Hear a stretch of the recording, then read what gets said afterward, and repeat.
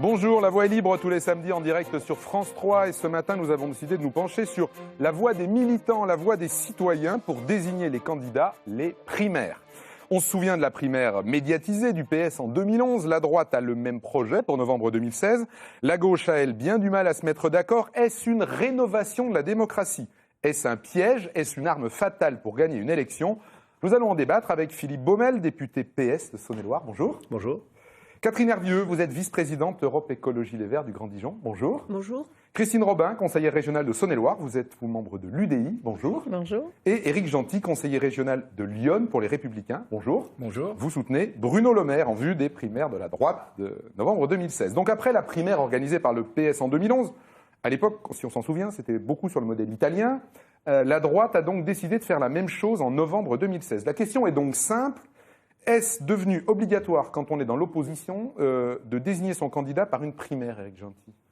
Moi, je pense que c'est déjà un bon moyen, effectivement, de désigner son candidat pour les élections présidentielles. C'est vrai qu'en 2011, nous nous étions un petit peu moqués de la gauche quand elle a organisé sa primaire, mais il y a eu un débat. Pas après. Après, vous vous êtes pas moqué. Après, on s'est moins moqué, effectivement, au printemps suivant. Et donc, nous avions pris la décision d'organiser des primaires pour les prochaines échéances. Et moi, je trouve que les primaires, ça va être un beau moment de politique, de vie démocratique, où on va pouvoir discuter, mettre tous les sujets sur la table, et puis après, nous choisirons un candidat les 20 et 27 novembre, et nous devrons être tous derrière ce candidat. Philippe Baumel, je prononçais le mot élan tout à l'heure. Vous l'avez vécu de l'intérieur au Parti Socialiste en 2011. Est-ce qu'effectivement, une primaire, surtout quand on est dans l'opposition, parce qu'on va en parler après, mais quand on est dans l'opposition, est-ce qu'une primaire, ça donne un élan que vous n'aviez pas connu avant dans une campagne? Ça donne un élan parce que c'est d'abord un débat sur des projets différents. Et ça veut dire que les militants d'abord ou les sympathisants peuvent choisir véritablement une personnalité mais liée à un projet. Parce que ça avait nourri en 2011 un véritable débat sur un projet présidentiel. Et ça avait donc parfois clarifié les idées, écarté certaines idées aussi. Et on avait vu une progression dans ce débat aussi de façon très graduelle à partir des débats télévisuels d'ailleurs qui avaient été organisés. Donc c'est très utile. Alors après il y a des circonstances qui sont les nôtres aujourd'hui qui à mon avis, exige que, précisément, dans les deux camps, ces primaires soient organisées. Parce que si elles ne l'étaient pas, à mon avis, on va courir un danger extrême. Et quand je dis extrême, ce n'est pas par hasard, évidemment. Bien sûr. On va y venir, bien sûr, à la position particulière du Parti Socialiste. Europe Écologie, en 2012, c'était 2012-2011, a fait une primaire aussi. Ah, bien avant celle du Parti Socialiste, d'ailleurs. Bien avant celle du Parti Socialiste. Est-ce que, à l'inverse, la vôtre... on se souvient, Nicolas Hulot, Eva Joly. Est-ce que ça n'a pas, à l'inverse, cassé la dynamique de l'élection derrière? Est-ce que parfois, la primaire, ça ne peut pas être ça aussi? Non, je pense que, pour rebondir sur ce que vient de dire Philippe Baumel, on était tout à fait dans le portage du projet, l'incarnation pour une adéquation au projet et ouverture auprès de la société, des électeurs et tout. Donc, ça a été une première. 5 ans après, effectivement, on se dit qu'il faut recommencer parce que 5 ans après aussi, au-delà de ce qui s'est passé pendant la préparation de la présidentielle et des législatives, il y a aussi qu'est-ce qui s'est passé après. Voilà. Donc, ce qui s'est passé après, on est tous aussi dans le constat d'une confusion quand même généralisée, d'un grand questionnement. Je parle même pas de la déception au niveau du contenu des actions qui se passent au niveau du gouvernement. Donc là, la primaire, de votre point de vue, elle doit être utilisée pour clarifier idéologiquement les choses dans un parti. Clarifier à la fois une adéquation du projet et pouvoir aussi se donner les moyens de l'appliquer et de ne pas retourner vers les Français en agitant, en confortant une grande déception qui existe actuellement et qui nous amène dans une situation à la fois paradoxale, confuse et qui interroge aussi les institutions. Et je pense que dans le débat, il faudra quand même qu'on parle de cela, de ce gouvernement bicéphale, qu'il soit de gauche ou de droite, et qui paralyse le pays actuellement. Sur les institutions. Mais effectivement, ça nous y amène bien sûr, puisque je posais la question au début, est-ce que c'est une façon de rapprocher aussi les citoyens de la politique? Un formidable mouvement citoyen, je veux dire, pour les primaires organisées par le PS, pardon, on peut parler des autres aussi, évidemment, mais je me souviens quand même à peu près 4 millions de gens qui avaient voté au tour successif. Donc ça veut dire qu'il y avait un engagement citoyen très fort qui s'était développé de façon assez spontanée et qui avait été d'ailleurs assez difficile à organiser, mais qui avait été organisé et qui avait donné une véritable force au candidat choisi. Alors, moi j'ai envie, pour donner la parole à Christine Robin, de faire avancer notre discussion sur qu'est-ce que c'est qu'une primaire? Est-ce que ça doit être la primaire d'un parti ou est-ce que ça doit être la primaire d'une famille politique? Et bien sûr, vous voyez où je veux en venir, Christine Robin, parce que on sait que l'UDI, le week-end dernier, a décidé de ne pas, pour l'instant en tout cas, participer à la primaire que va organiser, alors, primaire de la droite, ça va devenir la primaire des Républicains, manifestement. Il y a un risque pour un parti moins gros qu'un autre d'aller participer à une primaire, c'est comme ça qu'on peut le dire? Je crois que les institutions en France, la Constitution telle qu'elle existe aujourd'hui, fait qu'effectivement, on retrouve au deuxième tour 2 candidats qui s'affrontent, et donc il y a forcément, on réduit finalement les familles politiques à 2 grands blocs. Donc dans ce cadre-là, on peut comprendre le sens des primaires, mais à condition que ça ne soit pas simplement fait pour départager quelques candidats d'un même parti, mais qu'on aille plutôt sur des plateformes programmatiques où effectivement il y a derrière des accords de gouvernement, des accords d'alternance quand il s'agit de reprendre le pouvoir, je dirais ça comme ça. Mais il faut bien qu'à ce moment-là, ça soit sous l'angle des idées, des choses, des valeurs que chacun défend, et essayer de trouver un socle de valeurs communs qui soient en partage. Et ça doit devenir, à mon sens, la priorité. Parce qu'autrement, on va peut-être vers l'écueil que l'on connaît sur ce mandat-là, où globalement, quand les accords sont peut-être pas suffisamment solides ou pas suffisamment discutés ou réfléchis, eh ben on arrive à un moment donné à un échec latent. On va y venir, bien sûr. Et pour rebondir, je vais vous donner la parole. Est-ce que tout ça n'est pas lié aussi aujourd'hui au 21 avril 2002, à la présence du Front National? Traditionnellement, au premier tour en France, il pouvait y avoir 15 candidats. En gros, on éliminait au premier, on choisissait au deuxième. La possibilité pour le Front National d'accéder au deuxième tour ou de remporter une élection, c'est ça qui change, qui vous pousse à vouloir choisir avant, Éric Gentil? Et ensuite, effectivement, de toute façon, la vie politique a évolué ces dernières années. Avant, nous avions 2 grands blocs droite-gauche, et maintenant, nous avons 3 partis, la gauche, la droite et le Front National, l'extrême droite, et ces 3 partis peuvent accéder au deuxième tour. Donc c'est vrai que maintenant, nous ne pouvons plus multiplier les candidatures au premier tour, parce qu'on l'a bien vu avec l'exemple de Lionel Jospin qui a été éliminé dès le premier tour lors des présidentielles. Donc on doit choisir au préalable, et où je ne suis pas tout à fait d'accord avec ce que vous dites lorsque vous parlez des primaires des Républicains. Ce sont les primaires de la droite et du centre, parce que les gens qui vont aller voter, ce ne sont pas que les militants républicains, mais ça va être beaucoup plus large pour susciter également un élan, comme ça a été le cas en 2011. Il faut se poser la question aujourd'hui de savoir ce qui se passe s'il n'y a pas primaire. S'il n'y a pas primaire, pour le camp qui n'organise pas les primaires, c'est de toute façon l'échec assuré. C'est la division qui va régner jusqu'au premier tour, et c'est aussi le retour aux petites combines. Celle qu'on a connue depuis le début de la Ve République, qui fait qu'en touillant dans son petit pot, en marchant de quelques circonscriptions pour calmer le partenaire, on lui dit tu demandes 50 circonscriptions, tu en auras 30 et on va s'arranger entre nous. C'est un système aujourd'hui que les Français refusent, parce que les Français, au contraire, je crois, qui sont un peuple éminemment politique, veulent avoir une clarification du projet pour choisir précisément des gens qui vont porter ce projet à la suite. Donc on a une évolution institutionnelle qui s'est passée à travers la mise en place des primaires et qui, à mon avis, en ricochet, doit en entraîner d'autres ensuite, probablement, pour aller jusqu'à une modification de la Constitution et peut-être aller vers une autre République. Mais on y va, on est sur ce chemin-là d'ores et déjà. La question quand même, c'est militants ou sympathisants, parce que depuis le début, on parle de primaire, vous m'avez contré en disant mais c'est la primaire de la droite, c'est pas celle des Républicains, mais c'est quand même ça la question, c'est est-ce qu'il y a une grosse différence entre demander à ses adhérents ou aller demander au-delà de ses adhérents? Vous allez toutes les deux répondre dessus, Catherine Hervé. Oui, tout à fait, je crois que c'est un sujet majeur. On voit, il y a la question des partis dont on dit qu'il y a une désaffection généralisée, sauf peut-être pour le Front National. Donc ça interroge chacune de nos formations. Qui, lui, ne fait pas de primaire et qui monte dans les élections.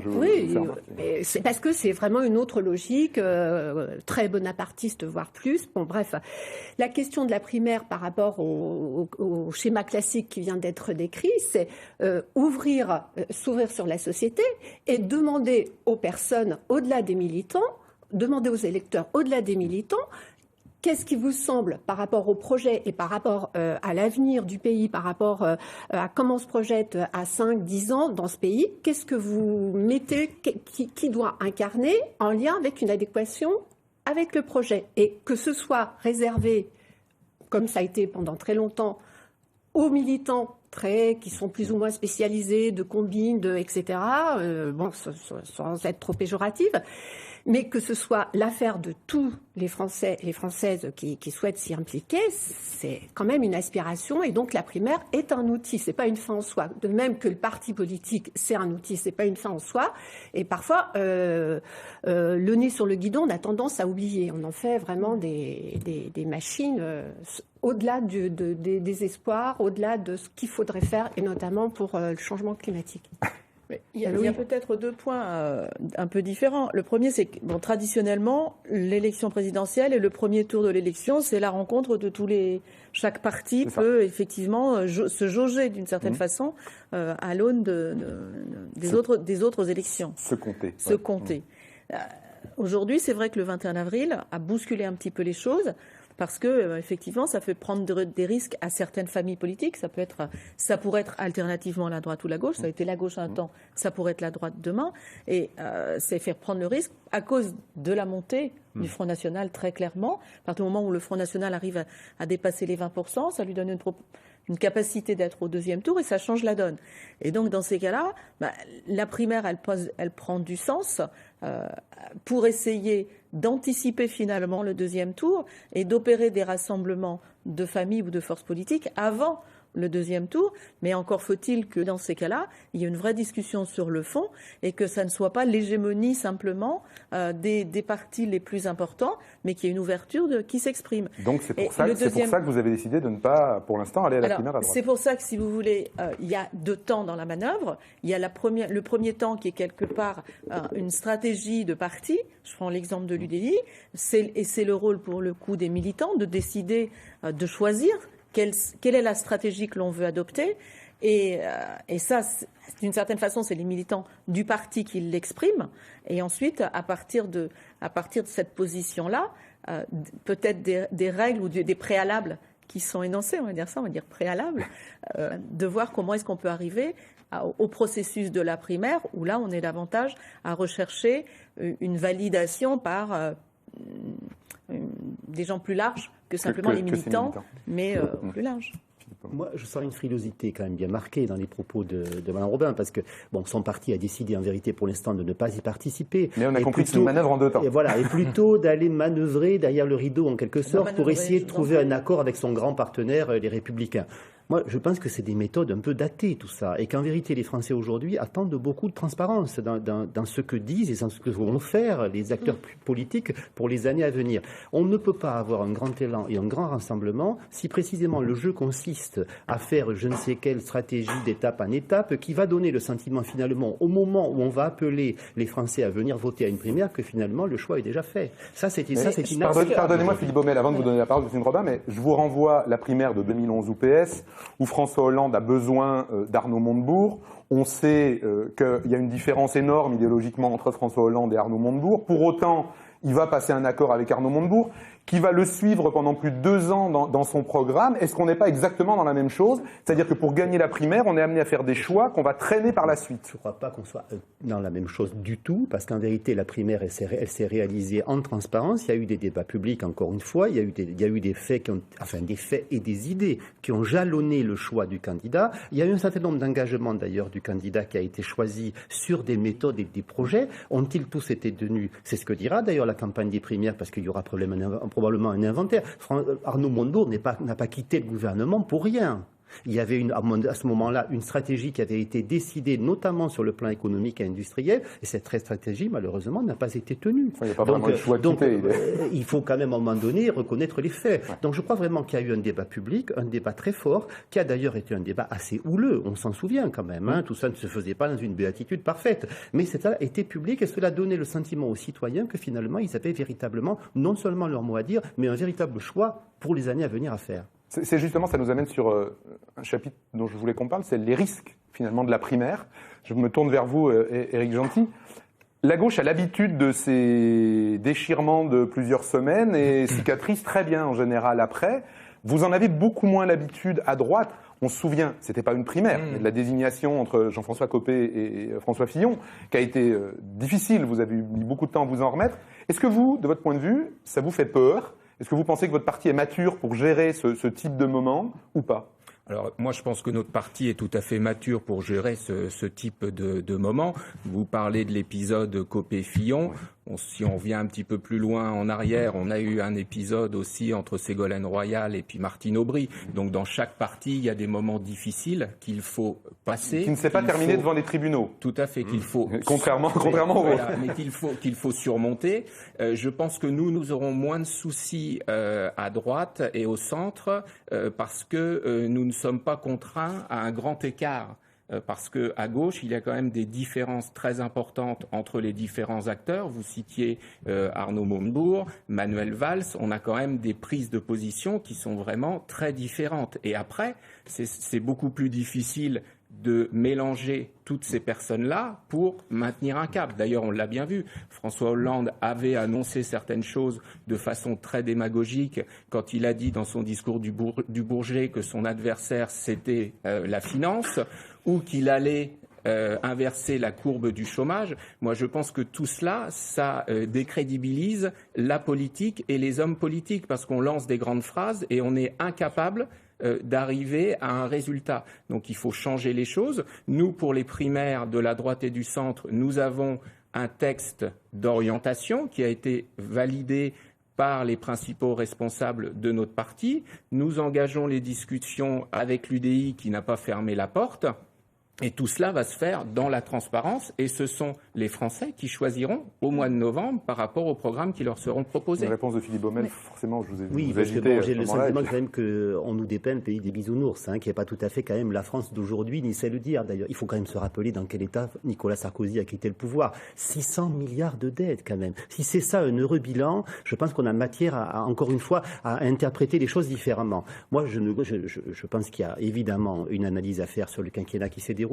Ça ne me satisfait pas. Je ne vais pas vous raconter d'histoire et tenir une telle langue de bois que celle que je viens d'entendre il y a un instant. Je dis simplement qu'à un moment donné, eh bien, il y a un droit d'inventaire qui doit se faire devant les citoyens et les citoyens sont en capacité, parce qu'il faut les respecter, de faire un certain nombre de choix pour éviter que par défaut, par dépit et par amertume, ils aillent se précipiter pour partie vers le pire. Regardez quand même les analyses électorales. La translation du vote vers le Front National, elle vient d'abord de votre camp. C'est quand même pas pour rien. Catherine Hervé, vous vouliez rebondir ? Moi, ce que je voulais dire, c'était que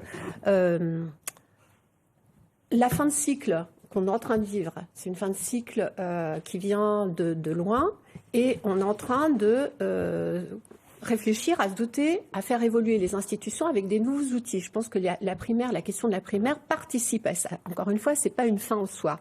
Donc ça, c'était la première chose. La deuxième chose, c'est quand même tout cela, parce que depuis qu'on a commencé notre débat, on est très dans l'enveloppe. Voilà. Mais la question, c'est pour faire quoi ?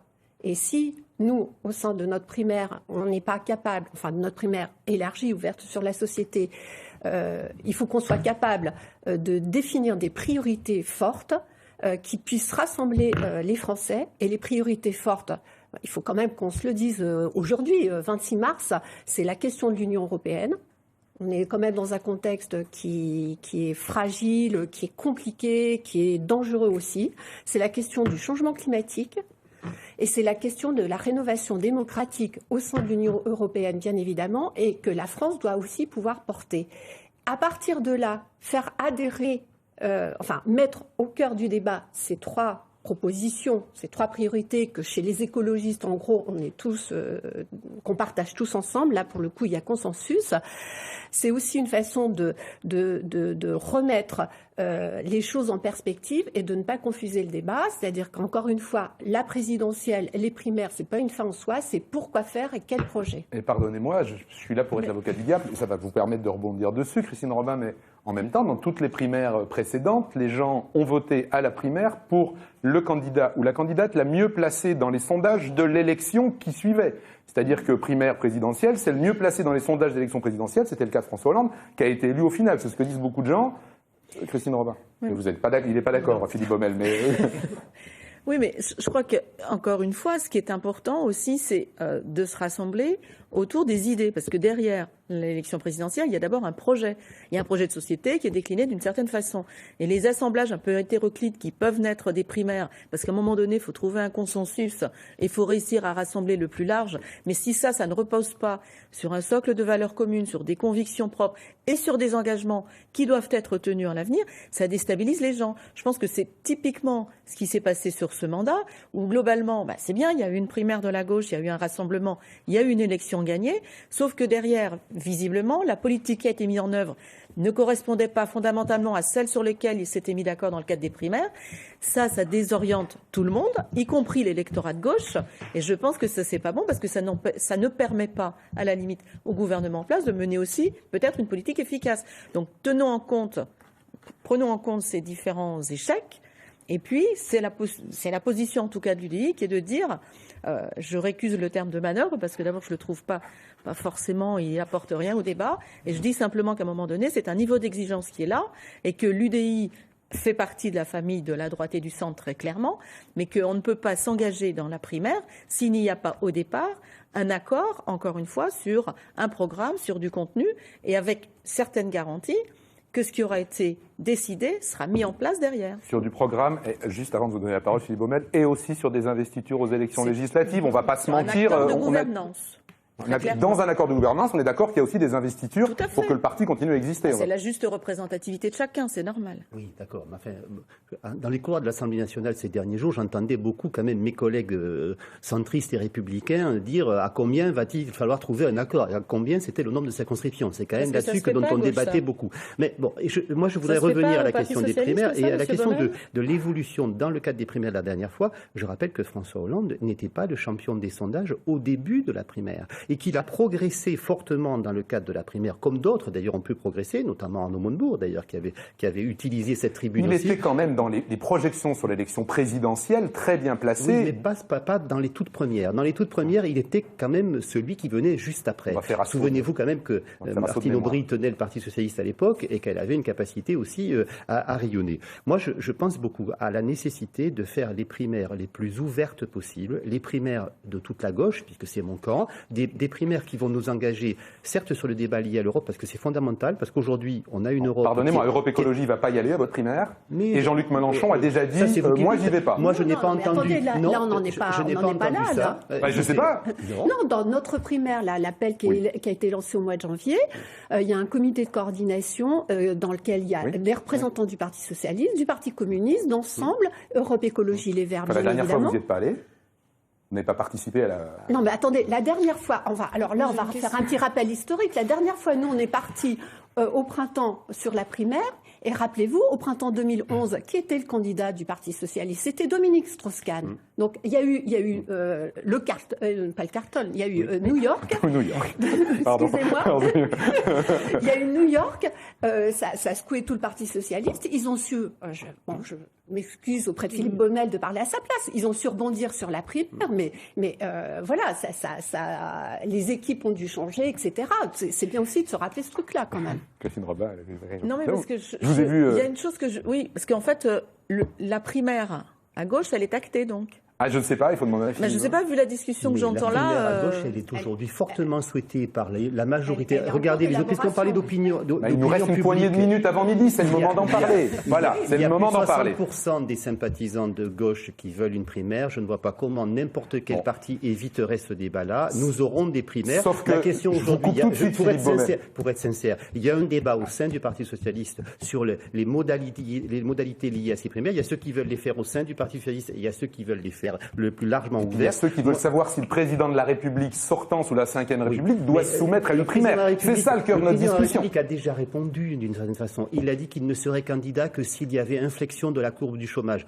Malheureusement, les derniers chiffres là-dessus ont répondu. Pardonnez-moi de vous dire que c'est une façon de ne pas répondre à ma question. Est-ce que c'est pas une façon d'affaiblir le président de la République et d'acter l'échec de sa politique que de l'obliger à aller à des primaires? Mais le pire, c'est que s'il ne va pas se présenter à une primaire, il ne pourra même pas rassembler son camp. La vérité, elle est là. Aujourd'hui, il faut qu'il se soumette à cette règle qui est celle d'ailleurs qu'il a lui-même votée lorsqu'il était simple membre du Parti socialiste. Donc pourquoi s'en exempterait-il? Il n'a jamais dit d'ailleurs qu'il s'en exempterait. Je pense que la meilleure façon de se rassembler son propre camp, c'est d'abord d'en respecter ses règles. Est-ce que c'est pas une façon de l'obliger à ne pas se représenter? imposer la primaire pour vous. On vous classe dans les frondeurs, Philippe Baumel, on a compris votre position. Vous considérez que ça ne doit pas être le candidat de votre camp? Moi, je ne suis pas frondeur. Ceux qui sont frondeurs, c'est parfois ceux qui sont de ton gouvernement. Parce que c'est ceux-là qui ont changé de ligne politique par rapport à celle qui avait été votée en 2012. Pour être simple, il faut que les gens comprennent. Oui, peut-être. Mais enfin, moi, je suis fidèle à ce pourquoi j'ai été élu. Et j'essaie justement tous les jours d'être dans cette exigence-là. Il y a des règles dont on a décidé ensemble. Il faut qu'elles soient respectées. Alors, de votre point de vue, est-ce que le président de la République, sous la Ve République, Éric Gentil, Nicolas Sarkozy, il n'en était pas question la dernière fois d'ailleurs pour lui d'aller aux primaires, alors que là, il veut y aller. Ça pose une question ou pas? Moi, je trouve que c'est un aveu de faiblesse que le président sortant, s'il souhaite se représenter, passe par des primaires. C'est un aveu de faiblesse par rapport à sa personne et c'est aussi un aveu de faiblesse par rapport à la politique qu'il mène. Donc ça veut dire qu'au sein de son propre camp, tout le monde n'est pas d'accord avec lui et de façon importante. Après, il peut y avoir des détails, mais là, on est vraiment sur une fracture très importante. Moi, je trouve ça tout à fait normal de faire des primaires quand on est dans l'opposition, mais quand on est président sortant, pour moi, il ne doit pas y avoir de primaires. D'ailleurs, quand on prend le modèle également des États-Unis, il y a une convention qui entérine la candidature du président sortant. Ça a été le cas avec les démocrates la dernière fois quand Barack Obama a décidé de faire un deuxième mandat, et ça a toujours été le cas dans l'histoire. Donc aujourd'hui, des primaires, quand on est dans l'opposition, oui. Quand on est dans la majorité avec un président qui se représente, non. Catherine Hervé. En fait, la question, c'est on ne peut pas poser cette question du président sortant en faisant l'impasse sur le bilan. Une façon, le fait que Nicolas Sarkozy ait été battu en 2012, c'était une façon aussi d'entériner un bilan complètement catastrophique et que s'il y avait eu des primaires de la droite à ce moment-là, peut-être aussi que ça aurait permis à l'UMP à l'époque d'avoir un autre candidat, alors qu'on a bien vu le phénomène, le processus, tout sauf Sarkozy, qui a aussi contribué à la victoire de François Hollande. Donc la question de la personne présidentielle qui, à l'issue d'un premier... Qui n'appartient plus à un parti dans la Ve République. Quand on est président, on est le président de tous les Français. Et donc, tout d'un coup, non, en tant que sortant ou en tant que sortante, parce que peut-être un jour, on aura une femme aussi, tout d'un coup, non, il ne faudrait pas qu'ils reviennent devant les Français pour être comptable d'un bilan qu'il a incarné pendant 5 ans, enfin du bilan d'une action qu'il a incarné pendant 5 ans.